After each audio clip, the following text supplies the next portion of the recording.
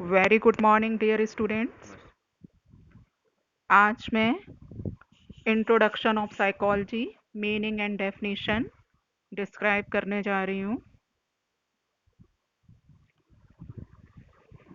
Psychology, what is psychology? मनोविज्ञान क्या है? अकॉर्डिंग टू गैरेट, मनोविज्ञान दो शब्दों से मिलकर के बना है, साइकी प्लस लोगस। साइकी मीन्स मन, लोगस मीन्स विज्ञान, अतः इसे मन का विज्ञान कहा जाता है। मनोविज्ञान की परिभाषा में psychology is the science of human behaviour and mental process.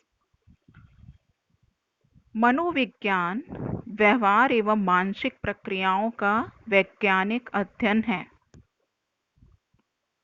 यहाँ पर मनोविज्ञान की परिभाषा को बहुत ही गहराई से समझने के लिए दो महत्वपूर्ण पदों पर ध्यान देना आवश्यक है। पहला व्यवहार और दूसरा मानसिक प्रक्रियाएं। मनोविज्ञान व्यवहार का विज्ञान क्यों कहलाता है, इसको जानने के लिए सबसे पहले हम मनोविज्ञान की हिस्ट्री को जानेंगे। मनोविज्ञान की शुरुआत दर्शन शास्त्र के साथ हुई, अतः ये माना जाता था उस समय के दर्शन शास्त्री अरस्तु, प्लेटो, डेकार्टे, वो मानते थे कि मनोविज्ञान आत्मा का विज्ञान है। साइकोलॉजी दो शब्दों से मिला है, साइकी प्लस लोगस। साइकी मीन्स आत्मा और लोगस मीन्स विज्ञान। उन्होंने साइकी को आत्मा से जोड़ा और मनोविज्ञान को आत्मा के विज्ञान के रूप में परिभाषित किया। लेकिन जब साइकोलॉजिस्ट उस समय के आत्मा को परिभाषित करने चले तो बहुत ही मुश्किल था आत्मा को परिभाषित करना। अगर मैं आपसे पूछूं कि आत्मा क्या है, कहाँ पर रहती है शरीर में, आत्मा का कलर क्या है, क्या हम लोग इसे टच कर सकते हैं, क्या हम इसे ऑपरेट कर सकते हैं, क्या आत्मा में भौतिक रूप से कोई परिवर्तन संभव है? ये एक बहुत ही विचारणीय संबंध है और क्योंकि आत्मा का कोई भौतिक स्वरूप नहीं है, इसलिए आत्मा की इस परिभाषा को बाद में नकार दिया गया और ये माना जाने लगा कि आत्मा को वैज्ञानिक रूप से अध्ययन नहीं किया जा सकता क्योंकि आत्मा अमूर्त है और ये हमें दिखाई नहीं देती। और विज्ञान होने के लिए ये बहुत जरूरी है कि हम उसकी भौतिक रूप से उपस्थिति हो। अतः इस अवधारणा को नकार दिया गया और यहाँ से ही दर्शन शास्त्र और मनोविज्ञान को अलग अलग रूप में देखा जाने लगा। अब मनोविज्ञान एकदम अलग रूप में इसका वर्णन किया जाने लगा। उसके बाद एक और मनोविज्ञान की शाखा आई। अब ये 1700 से 1800 के बीच में ये माना जाने लगा कि मनोविज्ञान मन का विज्ञान है। मन का विज्ञान, मन के विज्ञान के साथ भी वही समस्या आई जो आत्मा के साथ थी। आत्मा में जो अमूर्त स्वरूप था वही मन के साथ भी हुआ। अगर आपसे मैं पूछूं कि मन आपके शरीर में कहाँ उपस्थित है, क्या आप मन को देख सकते हो, छू सकते हो? क्या कर सकते हैं मन के साथ, मन क्या करता है? तो जो जवाब आप अभी लेना मुश्किल है वही उस समय भी बहुत मुश्किल था। मन की स्थिति भी स्पष्ट ना होने के कारण इस विचार को यहीं पर नकारात्मक कर दिया गया और इसकी आलोचना हुई और मन को भी मनोविज्ञान का विषय वस्तु नहीं माना गया। अब उसके बाद 1900 में एक और विचारधारा ने जन्म लिया। अब मनोविज्ञान को चेतना का मनोविज्ञान कहा जाने लगा। Psychology is the science of consciousness. इस विचारधारा को लाने वाले प्रवर्तक William James, William Wundt, James Sully और टिचनर थे। इस विचारधारा के अनुसार मनुष्य की समस्त मानसिक क्रियाओं का संचालन चेतना द्वारा होता है और चेतना को मनोविज्ञान का मुख्य रूप से एस्पेक्ट माना गया। लेकिन उस समय एक महान मनोवैज्ञानिक डॉक्टर सिगमंड फ्रॉइड चेतना के लेवल पर कार्य कर रहे थे और उन्होंने ये पाया कि मनोविज्ञान में सिर्फ चेतना का अनुभव करेंगे तो ये पूर्ण नहीं है, क्योंकि चेतना के 3 स्वरूप को उन्होंने स्वीकार किया। पहला चेतन, दूसरा अचेतन और तीसरा अवचेतन। चेतना जैसा कि स्पष्ट है, वर्तमान समय में हम जो कुछ भी सुन समझ देख रहे होते हैं उससे हमारा आशय चेतना से होता है। अब यहाँ एक बहुत ही महत्वपूर्ण विषय अचेतन, इसको अर्धचेतन अनकॉन्शसनेस कहा जाता है। अचेतन मन के स्वरूप को निर्धारित करने के लिए फ्रॉइड ने ये माना कि अचेतन का स्वरूप और विषय सामग्री चेतना से अलग होती है। हमारी बहुत सारी इच्छाएं जो हम चेतन स्तर पर पूरी नहीं कर पाते, वो अचेतन सामग्री का पार्ट होती हैं। वो हम अचेतन मन में जाकर के पूरी करना चाहते हैं। बहुत सारा हमारा क्रोध और घृणा जो हम चेतन रूप में दिखा नहीं पाते और वो दमित होकर के अचेतन मन में पहुंच जाती है। अगर कोई बहुत शक्तिशाली व्यक्ति हो और आप उससे बहुत नफरत करते हो और आपको ये भी पता है कि अगर उस शक्तिशाली व्यक्ति को मैंने मारा या पीटा या अपनी घृणा शो की तो वो बदले में आपको उससे भी ज़्यादा पीट सकता है, तो क्या होगा कि आपको और ज़्यादा नुकसान हो जाएगा। तो इसलिए वो ऑटोमेटिकली विचार अचेतन में जाकर के दमित हो जाता है। हमारे बहुत सारे अपराध जो कि अगर बार बार चेतना में आते हैं तो हमें उनके प्रति बहुत ज़्यादा अपराध बोध होता है, गिल्ट फीलिंग होती है और हम हमारे अहम को बहुत ज़्यादा चोट पहुंचती है। इस तरह का व्यवहार भी हमारा चेतन मन अचेतन में डाल देता है। ये चेतन के स्तर पर ना आकर के सामग्री अचेतन में चली जाती है। बहुत सारा हमारा असफलताएं, फेल्योर जो अगर चेतन मन में आता है तो हमें बहुत हर्ट होता है, तो वो भी दमित होकर के अचेतन का पार्ट बन जाती हैं।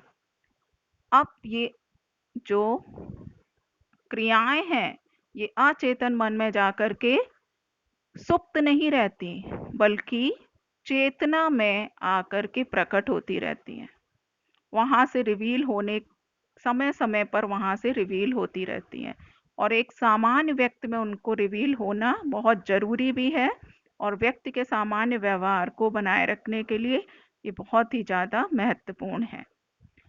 ये निर्भर करता है कि अचेतन मन में गई सामग्री कितनी इंटेंस है, उसकी इम्पोर्टेंस क्या है, महत्व क्या है और वो कितनी सीवियर है, कितनी गंभीर है। अगर बहुत ज़्यादा गंभीर है और चेतन मन में नहीं निकल पा रही है या अचेतन मटेरियल को बाहर निकलने का एक बहुत आसान और सामान्य तरीका है स्वप्न। अचेतन सामग्री अपना रूप बदल करके प्रतीक के रूप में स्वप्न के माध्यम से प्रकट होती है। इस प्रकार से स्वप्न के जरिए ये चीजें बाहर निकल के आती हैं और एक व्यक्ति सामान्य बना रहता है। लेकिन अगर ये बहुत गंभीर हैं, जितना ज़्यादा इनको दमन किया जाए और ये निकलना चाहती हैं अचेतन मन से, तो दमित अधिक होने के कारण ये मानसिक विकारों में परिवर्तित हो जाती हैं और कोई भी मानसिक विकार गंभीर, मध्यम हो सकता है। तो इस तरह से अचेतन मन हमारे व्यवहार को बहुत अधिक रूप से निर्धारित करता है। तीसरा एक बहुत ही महत्वपूर्ण पार्ट उन्होंने जो बताया वो है अवचेतन, सबकॉन्शियसनेस। सबकॉन्शियसनेस सबकॉन्शियसनेस वो व्यवहार है जहाँ जो चेतन के स्तर पर भी नहीं होता और ना ही अचेतन के रूप में होता है। यह व्यवहार बहुत ही छिपे हुए रूप में होता है और अगर थोड़ा सा प्रयास किया जाए तो ये चेतना में प्रकट हो जाता है। अगर मैं आपसे कहूं कि आप इसको एग्जाम्पल से समझ सकते हैं कि आपको इमीडिएटली अभी तुरंत लास्ट ईयर 12th में जो एग्ज़ाम आपने क्लियर किया उसके क्वेश्चन पेपर के आंसर तुरंत आपको बताने हैं, तो उस समय आप नहीं बता पाओगे और हो सकता है कि आधा अधूरा आप बता दो, लेकिन आपको अगर प्रयास करने का मौका दिया जाए तो आप उसको थोड़े से ही प्रयास में वो आपके चेतन मन में पूरी तरह से प्रकट हो जाएगा और आप उसको बताने में सफल हो जाओगे। इस तरह से चेतना के 3 स्तर का को बताया गया। पहला चेतन, दूसरा अर्धचेतन और तीसरा अवचेतन। और ये तीनों ही चेतनाएं हमारे व्यवहार को निर्धारित करने में बहुत ज़्यादा भूमिका निभाती हैं।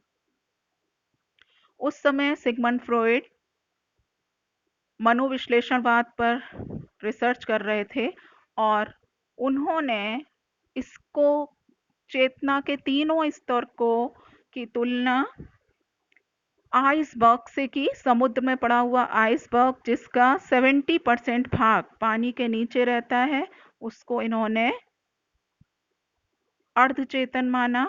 Unconscious part which touch to the surface, जो भाग सतह को छूता हुआ नजर आता है, उसे अवचेतन, और ऊपरी भाग को उन्होंने चेतना कहा। इस तरह से तीनों का ही बहुत ही इम्पोर्टेंट रोल है और किसी भी व्यक्ति की पर्सनैलिटी को उनके अनुसार अगर व्यक्ति की समझना है तो हमें अचेतन मन जो कि 70% है उसको समझना बहुत ही जरूरी है। तो इस तरह से अगर हम ये कहेंगे कि मनोविज्ञान सिर्फ चेतना का विज्ञान है तो ये मनोविज्ञान के पूरी तरह से जस्टिफाई नहीं करता, क्योंकि मनोविज्ञान में चेतना के 3 स्तर बहुत ही महत्वपूर्ण भूमिका निभाते हैं। अंत में ये माना जाने लगा कि मनोविज्ञान व्यवहार का विज्ञान है। Psychology is the science of human behaviour. ऐसा क्यों कहा गया? एक बहुत ही इंपॉर्टेंट वर्ड का यूज किया गया, मेंटल प्रोसेस या मानसिक प्रक्रियाएं। मानसिक प्रक्रियाएं, मानसिक प्रक्रियाएं किसे कहते हैं? ये वो प्रक्रियाएं हैं जो मस्तिष्क द्वारा संचालित होती हैं, कंट्रोल होती हैं, नियंत्रित होती हैं।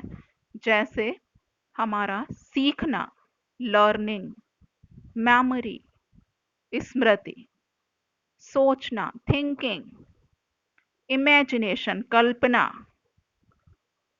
मोटिवेशन, अभिप्रेरणा, लर्निंग, परसेप्शन प्रत्यक्षण करना, अवधान अटेंशन, इमोशंस हमारे संवेग, ये सभी मानसिक प्रक्रियाएं हैं जो कि अमूर्त होती हैं।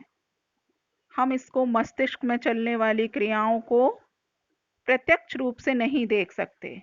अगर हमें इन प्रक्रियाओं का अध्ययन करना हो तो सिर्फ और सिर्फ एक तरीके से इनका अध्ययन हो सकता है, वो व्यवहार, क्योंकि ये मानसिक प्रक्रियाएं मनुष्य के व्यवहार में ही प्रकट होती हैं और वहाँ पर व्यवहार के माध्यम से हम ये जान सकते हैं कि ये व्यक्ति में किस तरह संचालित होती हैं। हम इनको व्यवहार को देख सकते हैं, हम सीखने को देख सकते हैं, समझ सकते हैं, परिवर्तित करना चाहें तो जैसा चाहें वैसा परिवर्तन कर सकते हैं और इसका पूर्ण नियंत्रण हम व्यवहार का कर सकते हैं। इसी तरह से जितने भी मानसिक प्रक्रियाएं हैं, संवेदना, अवधान, हम वो व्यवहार के माध्यम से ही समझ सकते हैं। हमारी बुद्धि बुद्धि एब्स्ट्रैक्ट है, लेकिन जब कोई बच्चा अपनी क्रियाओं के माध्यम से, व्यवहार के माध्यम से कुछ ऐसे कार्य करता है कि वो बहुत ही लोग अलग दिखाई देता है, विलक्षण दिखाई देता है, तो हम ये समझ जाते हैं कि ये बहुत ही सुपीरियर विलक्षण बुद्धि का बच्चा है। तो इस तरह से मनोविज्ञान में मानसिक प्रक्रियाओं को अगर अध्ययन करना है तो उसको अध्ययन करने का तरीका सिर्फ व्यवहार है। इसीलिए अंत में ये कहा गया कि psychology is the science of human behaviour and mental process. मनोविज्ञान व्यवहार एवं मानसिक प्रक्रियाओं का वैज्ञानिक अध्ययन है। इसके बाद मनोविज्ञान की प्रमुख शाखाएं। मनोविज्ञान का आज स्वरूप बहुत ही विस्तृत हो चुका है। जीवन के प्रत्येक क्षेत्र में मनोविज्ञान का महत्व दिन पर दिन बढ़ता जा रहा है। इसकी मुख्य शाखाओं में पहला असामान्य मनोविज्ञान, एबनॉर्मल साइकोलॉजी, जीव वैज्ञानिक मनोविज्ञान, बायोलॉजिकल साइकोलॉजी, नैदानिक मनोविज्ञान, क्लिनिकल साइकोलॉजी, विकासात्मक मनोविज्ञान, डेवलपमेंटल साइकोलॉजी, शैक्षिक मनोविज्ञान, एजुकेशनल साइकोलॉजी, आपराधिक मनोविज्ञान, फॉरेंसिक साइकोलॉजी, स्वास्थ्य मनोविज्ञान, हेल्थ साइकोलॉजी, व्यवसायिक स्वास्थ्य मनोविज्ञान, ऑक्यूपेशनल हेल्थ साइकोलॉजी, व्यक्तित्व मनोविज्ञान, पर्सनैलिटी साइकोलॉजी, सामाजिक मनोविज्ञान, सोशल साइकोलॉजी, पर्यावरणीय मनोविज्ञान, एनवायरमेंटल साइकोलॉजी, योग मनोविज्ञान, योग साइकोलॉजी है। मनोविज्ञान के क्षेत्र और मानसिक प्रक्रियाओं का वर्णन आगे के चैप्टर में डिटेल में किया जाएगा।